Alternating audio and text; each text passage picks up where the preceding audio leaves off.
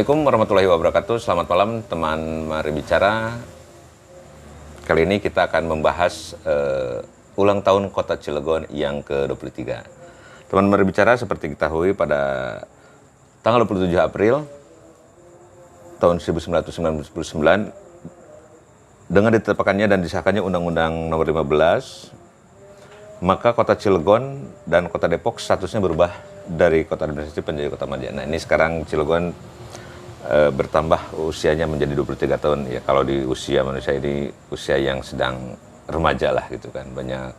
Nah, ini sebelum untuk diketahui bahwa meskipun baru berusia muda, Cilegon sebetulnya sudah lama menjadi sebuah wilayah yang berkembang dan memang maju. Dulu di Cilegon adalah Afdeling pada tahun 1883. Nah, beralih ke era kemerdekaan menjadi kewedanaan, di mana itu wilayah kerja pembantu bupati kepala daerah Serang. Cilegon awalnya meliputi Kecamatan Cilegon, Kecamatan Bojonegara, dan Kecamatan Pulau Merak. Nah, kemudian perjalanan berlanjut, Undang-Undang Nomor 5 tahun 74 tentang pokok-pokok pemerintahan di daerah, Cilegon ternyata memenuhi syarat untuk menjadi kota administratif. Perjalanan terus berlangsung, dan pada tanggal 27 April tahun 1999, maka dari Kotip Cilegon bersama Kotip Depok berubah menjadi kota madya. Nah, bagaimana sih di ulang tahun Cilegon yang sekarang berubah dari wilayah Afdeling menjadi wilayah industri? Hampir semua industri berada di Cilegon. Dan yang menarik adalah ini adalah industri yang padat modal dan bergerak di bidang hulu. Banyak industri yang di sini. Nah, apakah perkembangan kota ini signifikan dengan kesejahteraan dan kemakmuran masyarakatnya di usia yang ke-23? Untuk membahas ini, membicarakan ini, saya sudah bersama dengan Pak Ustadz Sunardi. Assalamualaikum Pak Ustadz. Waalaikumsalam Ini warahmatullahi wabarakatuh. teman bicara podcast. Pak Ustadz Sunardi ini adalah seorang warga atau tokoh warga. Beliaulah yang mungkin memahami perjalanan proses perubahan Cilegon dari Kotip, dari kewedanaan ke Kotip menjadi kota madya dan berubah menjadi kota industri ya. Betul. Nah, mari nanti kita bicara apa sih harapannya masyarakat, terutama dengan pembangunan yang saat ini sedang bergerak di Cilegon. Nah, Ustadz, ini seperti apa sih Cilegon sekarang ini?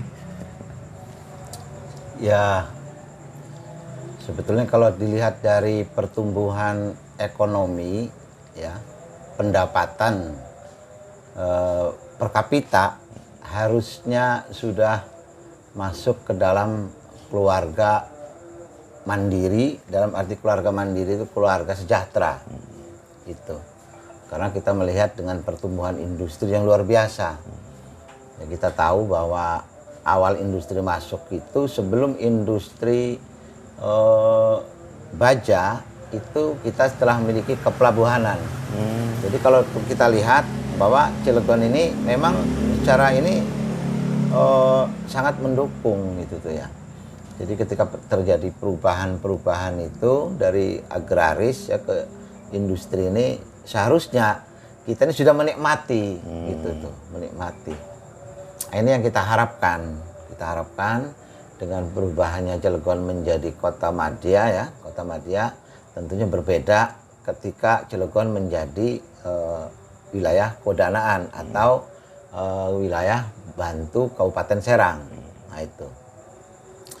Jadi kita sebagai warga nih melihat pertumbuhan ini. Kalau dulu kan kita memiliki ketahanan pangan namanya. Ketahanan pangan. Ya, ketahanan pangan itu dari hasil pertanian, hasil perikanan. Walaupun kita tidak mendapatkan supply, PLT dan sebagainya, tapi kita mampu bertahan. Nah, kalau dulu, kalau sepengetahuan mungkin waktu zaman muda Pak Ustadz, seperti apa sih kondisi Cilegon Pak Ustadz?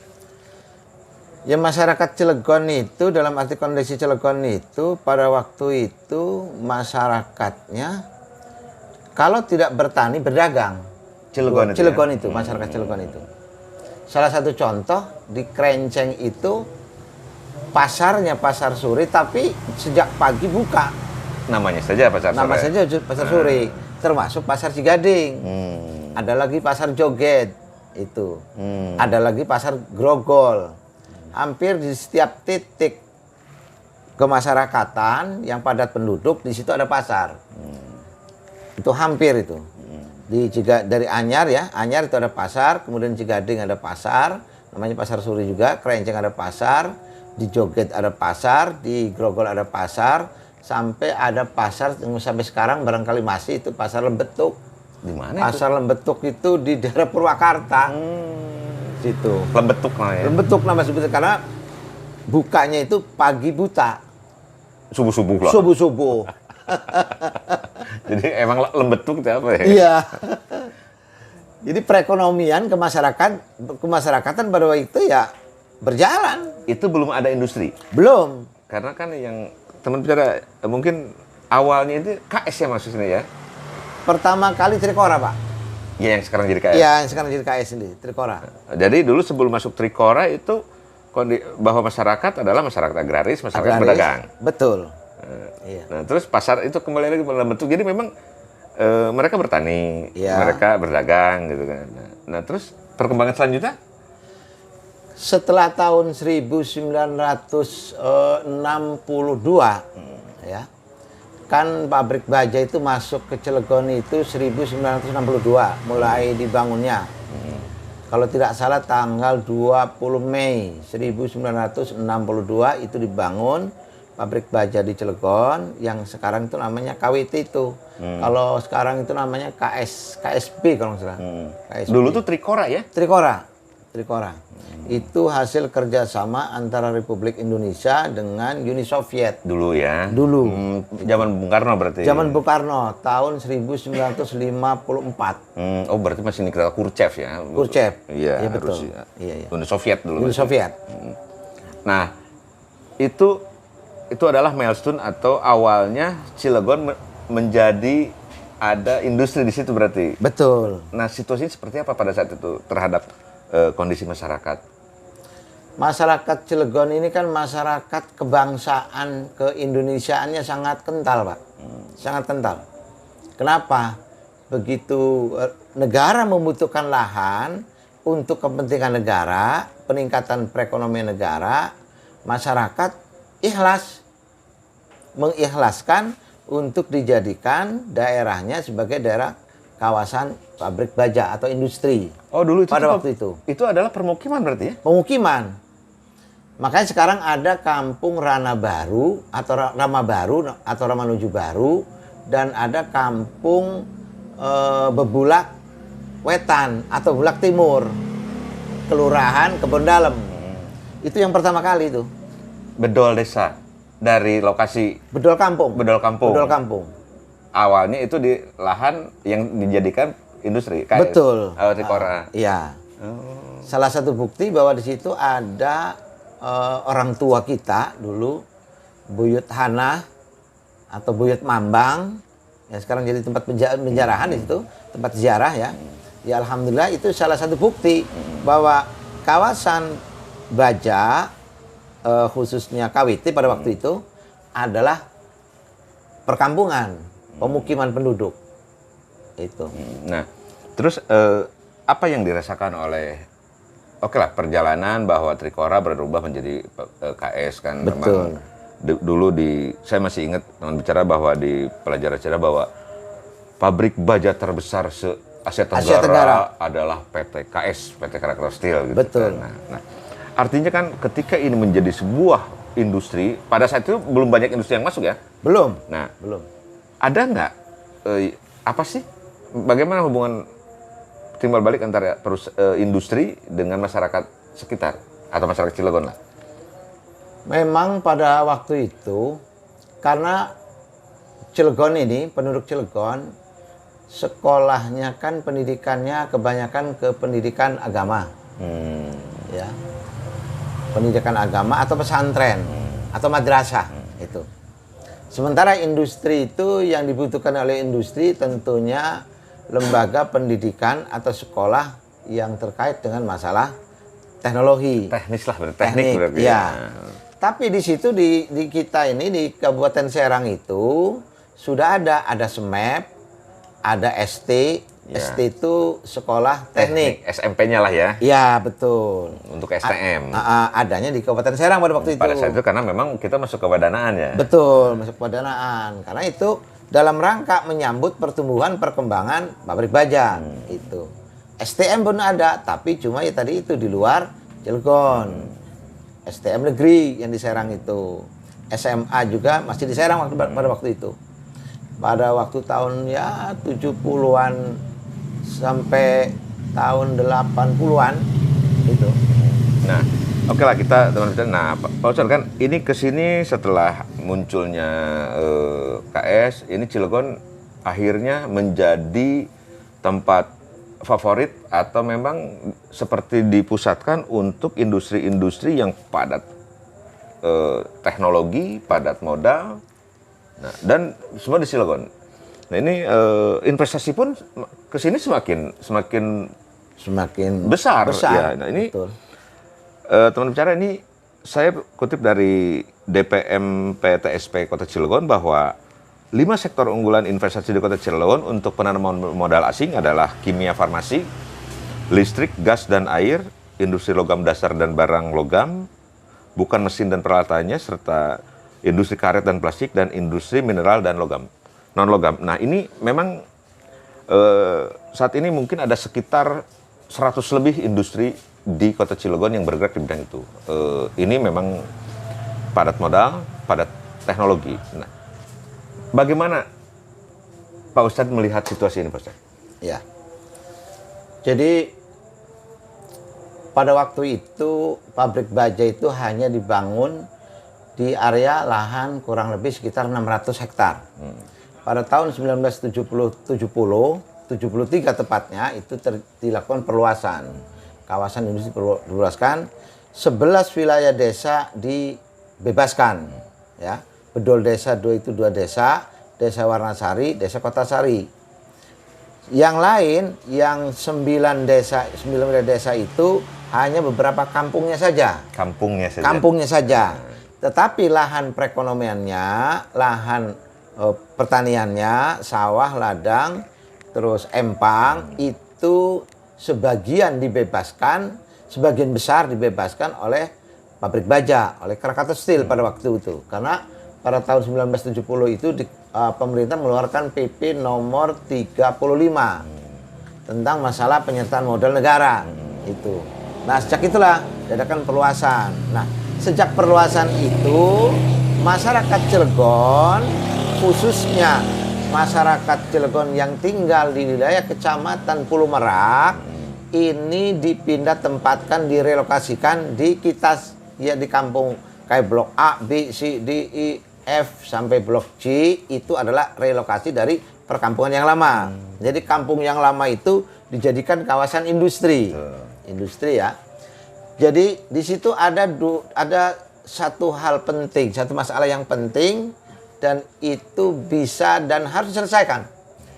Perubahan ekonomi dari agraris dan nelayan ini tidak boleh mati, sumber pangan itu. Sumber pangan. Dan sumber kehidupan masyarakat, pendapatan masyarakat itu tidak boleh berhenti. Maka masyarakat itu, posisi masyarakat, kondisi masyarakat itu tentunya sejak tahun 1962 sampai 1973 dan seterusnya itu kehilangan tempat kehidupan, penghasilan. Berubah fungsi. Nah, alih fungsi ini harusnya diikuti dengan alih teknologi, alih aktivitas masyarakat. Mau tidak mau pemerintah bersama-sama industri menyertakan masyarakat untuk ikut serta aktif dalam dunia industri.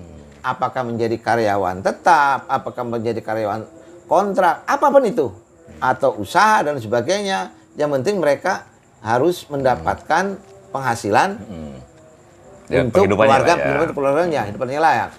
Nah, ini kan keinginan kondisi kan seperti itu. Harusnya ketika industri ini menyerap masyarakat. Tetapi kan ada yang menarik ini, Pak Ustadz. Dari data BPS sendiri, ini jumlah penduduk miskin dihitung jiwa ya. Iya. Dari tahun 2018 sampai 2020 ini naik jumlahnya. Nah, ini gimana nih industri? Nah, Seluruh industri ya, tidak KS saja ya. Iya, Nah, betul. perkembangan. ini kan efek dari alih fungsi. Efek dari alih fungsi lahan yang tadi dari agraris, ekonomi agraris dan nelayan ya, perikanan. Ketika tidak dibarengi dengan aktivitas masyarakatnya, sumber pendapatannya, ini akan berdampak pada kemiskinan, kehilangan pendapatan. Yeah. Maka pemerintah harus bertanggung jawab dengan hal itu. Undang-Undang Dasar Pasal 34 itu diberlakukan. Kalau masyarakatnya tidak diikut sertakan untuk aktif di dunia usaha. Itu. Nah, pemerintah dalam hal ini berkewajiban membuat satu lembaga, bukan lembaga kajian yang diperlukan itu, lembaga pendidikan dan pelatihan. Apa harus dibikin banyak BLK gitu? Salah satunya itu yang harus dilakukan oleh pemerintah itu. Pemerintah harus bagaimana mengajak kerjasama dengan industri, atau industri yang mengajak pemerintah untuk melegalkan. Atau menyediakan lah. Menyediakan itu. Jadi sangat ya bagi kami masyarakat Cilegon itu malu sama pemerintah pusat. Kenapa Ya, malunya? kita banyak industri dan padat modal, padat teknologi, berbagai macam negara yang menanamkan investasi di daerah kita, sementara masyarakat lokalnya kesulitan mendapatkan pekerjaan. Ini juga Akhirnya pemerintah pusat membuat satu kebijakan memberikan bantuan BLT. padahal bukan itu ya, Din. Padahal bukan itu. Harusnya Cilegon bisa membantu pemerintah pusat untuk membantu daerah lain. Harusnya begitu. Nah, ini juga teman berbicara, ini ada dari data Biro Pusat Statistik dari Provinsi Banten yang ternyata juga sangat jomplang gitu ketika ada investasi di Cilegon, banyaknya industri berdiri, ternyata tingkat pengangguran terbukanya atau TPT di Cilegon sangat tinggi. Ini sehingga data selama Agustus 2020 ini mencapai 12,69% TPT-nya gitu kan. Nah, kita mau tanya nih teman bicara, ini Pak Ustadz Sunardi ini seperti Robin Hood. Beliau selalu mendobrak ke industri bahwa beri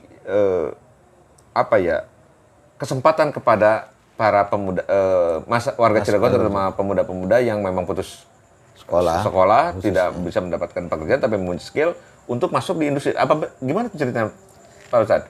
Jadi kan begini, Pak. Saya ini kebetulan seorang guru. Guru itu mendidik murid untuk dapat mengamalkan ilmu yang kita sampaikan pada murid. Ketika murid saya itu nganggur, Nah, sebentar, guru untuk saya ngajar di kejuruan dulu, di Semea. di Semea. Di Semea. Saya ngajar di Semea 17 dulu. Kalau sekarang saya ngajar di pesantren. Jadi melihat anak-anak murid kami yang kebetulan belum belum mendapatkan pekerjaan dan jumlahnya bukan 1-2. Padahal di depan ada Terbuka lebar, itu banyak. Nah, dari situlah saya merasa ini berarti ilmu yang saya sampaikan, ilmu yang saya berikan kepada anak didik, ini seakan-akan tidak bermanfaat. Itu. Jangankan untuk menghidupi orang tuanya, keluarganya, untuk dirinya pun dia tidak mampu. Dari situlah saya tergugah untuk datang ke industri, minta kepada industri untuk menerima masyarakat, khususnya masyarakat Cilegon, untuk dipekerjakan di dunia industri. apakah BUMN atau non BUMN. Itu ketika mereka anak-anak ini secara kemampuan skillnya tidak mumpuni, maka industri berkewajiban untuk mendidik, membina sehingga mereka mampu bisa bekerja di industri itu. Tentunya bersama-sama dengan pemerintah. Kalau hal ini tidak dilakukan, semua investasi yang masuk ke sini itu pasti dengan gerbong penuh. Itu sudah pasti. Gerbong penuh termasuk diantaranya udah SDM-nya udah masuk di situ. Betul. Nah itu ada hambatan nggak Pak Ustadz ketika Pak Ustadz dengan ini menggedor setiap pintu ini, gimana Pak Ustadz? Industri itu jawabannya begini Pak. Pak Ustadz, payung hukum. Payung hukum saya sampaikan kepada mereka, kita payung hukumnya yang pertama dasar negara. Kita ini berketuhanan. Artinya punya kewajiban mengamalkan tuntunan agama. Kita ini kemanusiaan. Kemanusiaan yang adil dan beradab. Kita sebagai manusia punya tenggang rasa, punya kewajiban terhadap saudara. Kita ini persatuan Indonesia. Ketika ketuhanan dan kemanusiaan tidak dilakukan, maka akan muncul perpecahan. Itu harus dijaga. Maka pemerintah harus hadir dengan industri bersama-sama menafsirkan dan mengamalkan sila keempat. Kerakyatan yang dipimpin oleh hikmah kebijaksanaan dalam permusyawaratan dan perwakilan. Harus ketemu duduk bersama. Sehingga nanti adil. Adil. Nah, keadilan sosial itu bagi seluruh rakyat Indonesia, pokok kalimatnya itu keadilan sosial. Artinya lingkungan terdekat dulu. Lingkungan terdekat dulu. Apa sih yang dibutuhkan oleh industri? Apa sih kemampuan anak-anak sekitar? Kalau mampunya cuci piring, ya cuci piring istilahnya. Kalau mampunya jadi satpam, ya jadi satpam. Jangan dari luar. Jangan dari luar. Kecuali tenaga ahli. Nah, apakah mungkin orang dari para industri apakah melihat bahwa SDM-nya tidak sesuai dengan apa ya industri mereka, apa seperti itu atau seperti apa? Atau memang ada gerbong, mereka bawa di gerbong itu Pak Ustadz? Atau gimana? Saya ini ada dua hal itu. Yang pertama, karena mereka masing-masing membawa gerbong itu begini. Ya sebagai manusia, melihat saudaranya dari kampung halamannya menganggur, melihat saudaranya menganggur atau sesuai dengan pendidikannya sesuai, itu tidak menutup kemungkinan mereka diajak untuk bekerja di Cilegon. Itu tidak menutup kemungkinan itu ya. Itu yang pertama. Yang kedua, memang industri membutuhkan tenaga kerja yang sesuai apa yang dibutuhkan oleh industri. Betul. Tapi itu sebetulnya bisa ditanggulangi dengan political will industri dengan pemerintah. Pemerintah daerah terutama. Pemerintah daerah tentunya. Melakukan pembinaan tadi itu, memberikan pelatihan, menurunkan dunia industri untuk diminta memberikan pelatihan. Seperti itu. Tapi karena ini tidak dilakukan, ya hampir setiap industri dibangun, kita jadi penonton. Berapa yang sudah dimasukkan kerja oleh Pak Ustadz?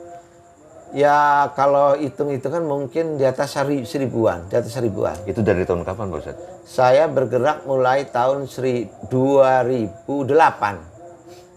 Terus peran pemerintah sendiri? Pemerintah daerah? Ya karena kita kan orang awam Mbak. Jujur saya orang awam, artinya tidak mengerti tentang masalah kebijakan pemerintah. Yang penting ini masuk kerja aja gitu? Iya itu, betul saya itu. Jadi ya alhamdulillah, syukur nikmat ya. Industri juga membantu jujur. Kita juga pernah ngirim ke Pindad untuk pelatihan pengelasan 6 orang. Ya. Ada yang dilatih oleh KHI, ada juga yang dilatih oleh Dekyung. Ada tuh beberapa yang mereka memberikan pelatihan. Ada yang dibantu oleh kawan-kawan kita KPDP berikan pelatihan tuh. Jadi karena saya merasa Itu swasta semua dong Pak? Betul, berikan pelatihan. Iya swasta semua itu. Betul, iya. Pemerintahnya? Ya karena tadi saya awam itu. Saya keterbatasan. Iya. Iya. Keterbatasan untuk komunikasi itu dengan pihak pemerintah. Akhirnya lama-lama juga kita paham juga. Kita coba komunikasi dengan pemerintah. Alhamdulillah pemerintah dalam hal ini mendukung apa yang kita lakukan. Itu mendukung. Jadi ketika beliau itu pemerintah itu mendukung apa yang kita lakukan itu, ya saya merasa bangga. Artinya bukan berarti saya lepas dari tanggung jawab, bukan. Tapi itu tetap sampai hari ini tetap saya usahakan. Nah, menilik sekarang ini 23 tahun Kota Cilegon berdiri. Ini kan dilihat dari data pun tidak jauh dari 20 ini pengangguran terbuka, kemiskinan semakin banyak. Ini melihatnya seperti apa sih, Pak Ustadz? Kondisi ini? Ya, kalau saya, Pak, jujur saya sebagai masyarakat Cilegon. Ya kan Pak Ustadz tahu apa pergeseran warga pindah, pergeseran tanah ini seperti apa nih Pak Ustadz? Jadi kan hidup kan bergerak ya, Iya. hidup itu bergerak. Dan industri juga selalu tumbuh berkembang, masyarakat juga demikian pula. Jadi melihat kondisi seperti ini, saya sangat miris. Saya sangat miris sekali. Peran pemerintah ini harus segera hadir. Harus segera hadir, panggil tuh semua industri, ya, baik yang induk atau hilir, panggil. Wajibkan mereka untuk menerima masyarakat sekitar. Itu yang pertama. Yang kedua, pemerintah harus turun. Jangan percaya sama cerita. Katanya. Jangan percaya sama katanya. Iya. Kayak sekarang nih, Luti ini akan dibangun beberapa hari ke depan nih. Sedang pemancangan kalau nggak salah itu. Luti itu akan menerima karyawan bukan 100-200, ribuan. Kita tahu Luti itu kimia. Pernah kami mendengar bahwa yang akan diterima itu dari D3 dan S1. Di Cilegon, di 3 kimia, lembaga pendidikannya nggak lihat. Itu. Berarti kan kendala itu. Mau tidak mau, industri akan ngambil dari luar. Terjadi eksodus. Ini akan berefek ketika dari luar masuk ke Cilegon lagi dengan kesiapan untuk bekerja. Ini efek negatifnya adalah mereka akan menyewa tempat tinggal masyarakat setempat. Lama-lama penduduk pribumi yang punya rumah akan tergeser karena akan melepaskan lahannya atau bahkan rumahnya kepada orang yang menyewa tadi itu. Itu banyak contohnya. Karena mereka tidak punya pendapatan. Itu. Terpaksa berarti. Terpaksa. Dan itu terjadi. Itu terjadi. Saya melihat seperti itu. Ini harus segera dilakukan. Harus segera dilakukan penanganan. Harus serius penanganan itu. Kalau tidak, khawatir ini akan terjadi gap. Jadi selain gap juga ada konflik horizontal ya? Betul. Itu. Karena perut nggak bisa disampirkan istilahnya. Iya. Perut nggak bisa disampirkan. Jadi ya saya bergerak apa adanya aja, apa adanya. Saya sebagai masyarakat Cilegon jujur kita malu sama daerah Irian Jaya. Apa tuh? Kenapa? Sama Freeport. Freeport itu kalau nggak salah ada bagian 50% untuk pemerintah daerah dan pemerintah provinsi. Dibagi 2 kalau nggak salah itu. Freeport itu. Ada hak lah ya. Ada hak. Kita juga menginginkan seperti itu di Cilegon ini. Menginginkan seperti itu. Apakah dalam bentuk keuntungan, bisnis, apakah dalam bentuk saham, ada hak kepemilikan saham masyarakat Cilegon terhadap industri, pabrik, atau ada kewajiban industri yang dilakukan langsung pada masyarakat. Nah, selama ini tercipta nggak, bolehlah dikatakan industri, masyarakat menjadi bagian dari industri. Tercipta nggak di Cilegon ini? belum tercipta. Bukan tidak tercipta, belum tercipta. Belum.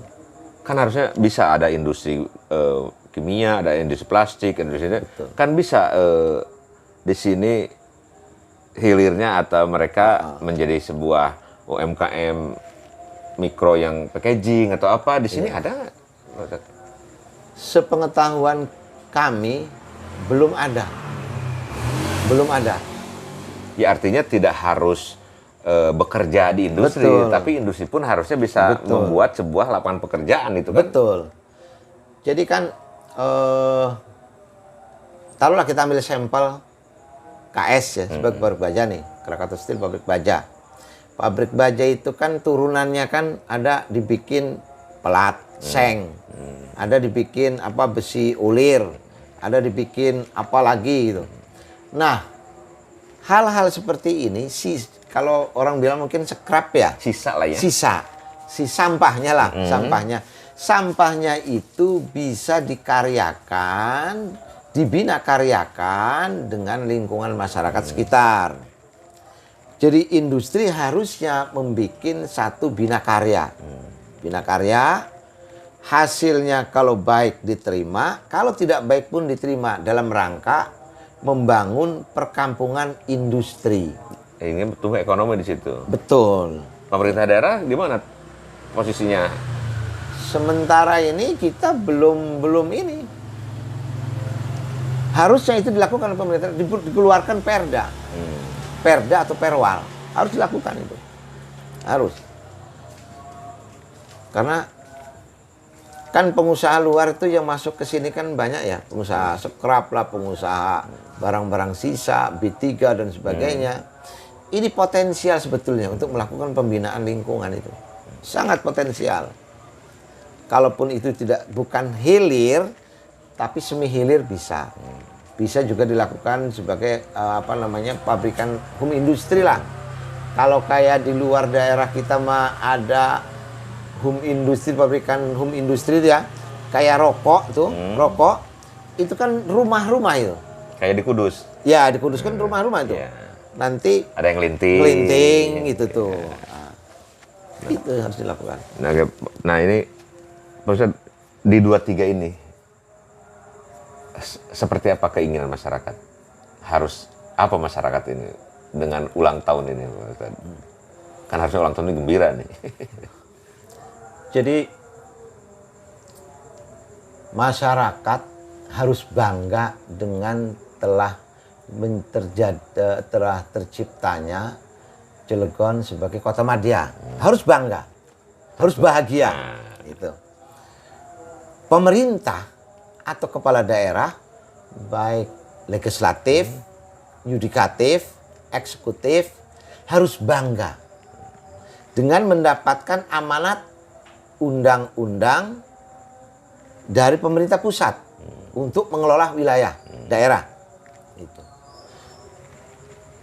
Artinya, ketika pemerintah daerah itu mampu melaksanakan amanat undang-undang untuk melakukan kebijakan-kebijakan, dia harus bersama-sama dengan masyarakat untuk membangun masyarakat Cilegon, pertumbuhan industri, bersama-sama dengan industri, itu harus bergandengan tangan.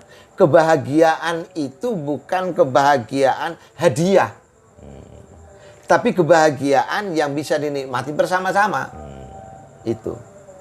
Jadi masyarakat Cilegon nih, harapan saya sebagai pribadi, sebagai masyarakat, berharap pada pemerintah dapat menggandeng masyarakat untuk bersama-sama maju menggandeng industri. Sehingga bergembira semua. Bergembira semua. Tanpa kebersamaan saling gandengan itu tidak akan tercapai. Jangan menggantungkan cita-cita setinggi langit tanpa kita raih. Kita lakukan untuk meraihnya. Terima kasih Pak Ustadz Junadi. Ya. Teman bicara, itulah obrolan kita di ulang tahun Cilegon yang ke-23. Nah makanya mungkin ulang tahun ke-23 Cilegon ini adalah harus semua bergembira, di mana stakeholder memberikan yang terbaik kepada masyarakat Cilegon, kepada warganya yang sedang berulang tahun. Selamat ulang tahun Kota Cilegon yang ke-23, semangat maju modern. Dan saya Pusat Putra, Assalamualaikum warahmatullahi wabarakatuh. Waalaikumsalam warahmatullahi wabarakatuh.